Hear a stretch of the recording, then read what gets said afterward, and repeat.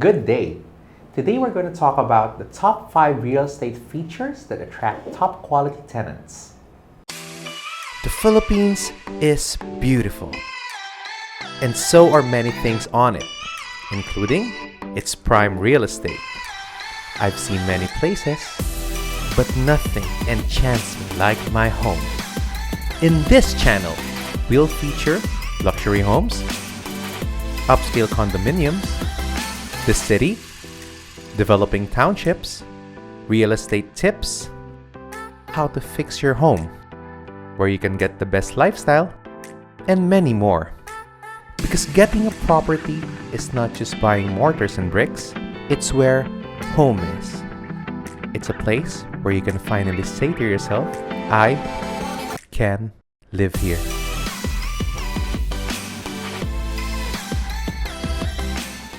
There are so many wonderful things about real estate, and one of which is being an instrument for capital appreciation, or at the very least, for capital preservation. This, in one way or another, acts as a form of savings for you. And another amazing way to actually unlock the real estate value of your investment is through rental. Now, renting a property is one of the best passive ways to actually earn income on a regular basis for your investment. Only there's a little problem that might not be so little after all. And it's quite simple in this regard.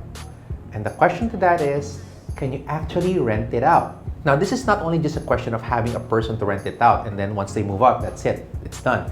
This is actually more of a regular type of income that we need to sustain. There are several hurdles that you need to be able to overcome so that you will earn regular income from your property as an investment. All of these things would always boil down to a single question. How do you find a good tenant? And this question has always been the key to unlocking the very good value that any property might have. Now, there are several factors that we feel are important that you should be taking into consideration when you are actually looking for a tenant and when you are buying a property so that all of these things match. Remember, we have to look at what the market is looking for and not just, imagine what they need and, create value out of thin air. It's important that we actually take into consideration the things that the market is actually considering when they are actually looking for a property to lease so that you will be able to lease your property more effectively. Generally, the answer to the question, how do you actually find a good tenant, is a simple yet very powerful phrase. And here it is. The quality of the asset you buy determines the quality of the tenant you are most likely to get. Therefore, if you have an excellent property, you are most likely to attract excellent tenants as well. And there are several factors that we need to take a look at so that you may be guided as far as what does exactly having an excellent property mean? What are the things you have to look for? What are these factors to begin with? The first factor that attracts top tenants is decent or good quality interior. Take note that we didn't say highly furnished interior and we didn't say a derelict interior. We only mean good, decent quality interior. It could be like a blank space if you say bare. Take note that bare does not equate to derelict or neglected. And these are two very different things. When we say bare, it could be a blank white space that is unfurnished but it's crisp and ready for move-in so that when the tenant comes in and brings in their own furniture, it's in a ready for move-in condition. Whereas derelict might mean there are broken ceilings that has leaking pipes and the flush is not working and there are broken windows. That does not mean bare, okay? There are properties that are well taken care of and there are properties that are not well taken care of. So in this regard, you don't really have to go all out and fully, interior design the place, although that is also a good option if you will. But mind you, going too far on the other end of the spectrum from bare to fully interior design may also have its drawbacks because not everybody might like a certain theme and sometimes it might work well and it might be best to go midway So from bare all the way to fully interior design, it might be best if you will reach a certain midway that it's furnished or semi-furnished, but not too specific to what a small certain population would like, but it should be neutrally nice, like as if you would find a luxury hotel or a bare unit or a bare home. It should be clean, crisp, and ready for move-in. So that's one of the keys. So all in all, it should be somewhere in the middle where it's not too bare or neglected, and it should not be too overly designed so that it's only highly specific to a certain small market. It should be something that will generate the appeal. So it simply means clean, ready for move-in, and nice. The second point that is very important when a tenant is looking for a place to stay or call home is security. For the simple reason that who would want to live in a place where there's a high crime rate, where your face could get shot off while you're sleeping, right? Nobody would want to live in a place like that. So having tight security and good security measures in place for any particular village or condominium for that matter would be a very big factor in deciding for the tenant as to where they would want to live next. Now, security would come in the form of many things. For example, if you were living in a subdivision, are they filtering the guests in? Are they asking for IDs as soon as they enter the gate? Or are they just allowing anyone to go in? Another thing would be, are they allowing the people to just go out of the subdivision without actually filtering them? Or do they have roving guards that go around the area every so often? Do they have station guards in certain areas of the village? Is the perimeter wall well built? And is there any security feature such as CCTV or at least barbed wire or maybe electrical fence around the village? So these are all highly important factors when you are considering security as far as subdivision or a home is concerned. Now, when it comes to condominiums, there are generally similar things that you will observe as far as security is concerned, although there are additional features that you will usually find when it comes to condominium complexes. So naturally, you have the guard on gate on duty that will filter the people coming in and out. Number two, you also have a concierge that filters the guests, which, where you can leave your ID and then log in who you're visiting and who you are. In some cases, they also even have an RFID so that when you enter through the gate, you will be filtered and they would know who's coming in and out. And there are also some condos which has an RFID feature on the elevator so that it will only open to the floor that you need to be in and to the common area so that you will not be able to loiter around just anywhere. On top of this, you also have CCTVs everywhere in the area, and most condominiums that we know also have good built walls, and some of them even have really good security that's around. And most of the condominiums also have highly trained security guards that have protocols that they enact for any emergency type of situation. So having these things present when you own a property, which whether it is a residential home or a condominium, is very important when your tenant is looking for a property to rent. And this contributes greatly to their decision to choose your property over the others. The third consideration for a tenant when they are looking for a property is good maintenance. Maintaining a property has never been more important, most especially in today's world. When people are looking for a good place to live, they actually mean good maintenance. What consists of good maintenance? This simply means that the property is well taken care of, the roads are repaired, as with regards to subdivision, there are no potholes, the securities run well, the garbage collection is regular, there's water supply, there's electricity supply. As with regards to a condominium, this simply means that the elevators are working perfectly, the security is there, all of the tiles in the lobby are properly, are replaced whenever they're broken, and the condominium looks new, the pool is not dirty, all of these things are highly important when a tenant is choosing a property because, this is going to be a place where they are going to live. So as far as the tenant is concerned, the main consideration is the good living experience while they are living in the property. And for the owner, this also works well for you because having a well-maintained property unlocks its value and it usually appreciates as much as it should in terms of price and value in the eyes of the market because it's such a well-maintained property and they see that after 20 years, it still looks brand new.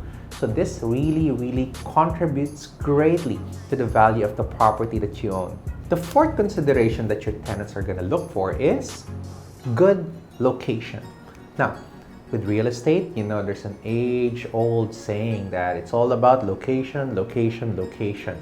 And this can never be more true even for your tenant. When it comes to saying that your property is in a good location, what does this actually mean? It simply means that you are near the following more or less. So the checklist goes like this. Number one, you are near good schools so that if it's a family who's interested to rent your unit, they can easily send their kids to school and it's accessible to any major educational institution. Number two, it's near offices. Naturally, the parents are gonna have to find work, or if you are catering to single individuals, they would naturally need to find a place where they can get money, and that means work. So being near offices is a highly strategic area to purchase a property in. Another factor that contributes to a property being in a good location is the proximity to commercial areas. Are your basic needs there? Is there a grocery or a marketplace nearby? Are banks nearby?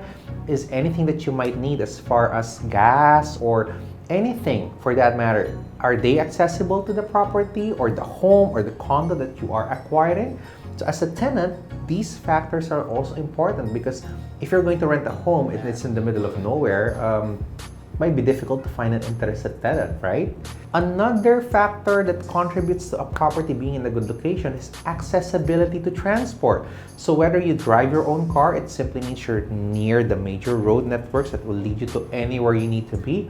Or if you are commuting, is it relatively near train stations, bus stations, or anything that might have easy access to transport so that you can go about your daily activities.